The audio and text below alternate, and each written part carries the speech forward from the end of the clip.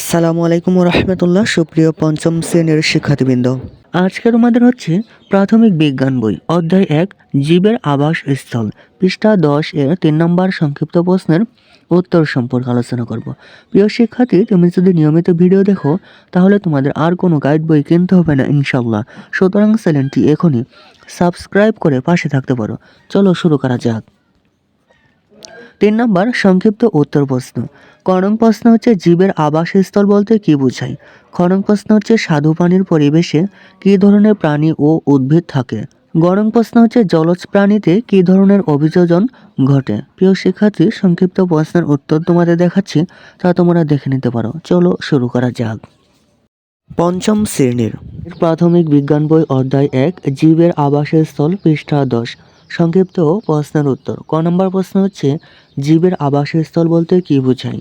ক নং প্রশ্নের উত্তর হচ্ছে যেখানে কোনো জীবন স্বাচ্ছন্দ্যে বসবাস করতে পারে। যেখানে কোনো জীবন স্বাচ্ছন্দ্যে বসবাস করতে পারে সেটাই জীবের আবাসস্থল। সেটাই জীবের কি আবাসস্থল। খ নং প্রশ্ন হচ্ছে স্বাদু পানির পরিবেশে কী ধরনের প্রাণী ও উদ্ভিদ থাকে? স্বাদু পানির পরিবেশে কী ধরনের প্রাণী ও উদ্ভিদ থাকে? খ নং প্রশ্নের উত্তর হচ্ছে এতে থাকে শাপলা। স্বাদু পানিতে কী থাকে? শাপলা থাকে, পদ্ম, কচুরিপানা, খুদিপানা, টপাপানা এবং মাছ, কুমির, কাসিম, কাঁকড়া, ঝিনুক, চিংড়ি ইত্যাদি। গ নং প্রশ্ন হচ্ছে জলজ প্রাণীতে কী ধরনের অভিযোজন ঘটে?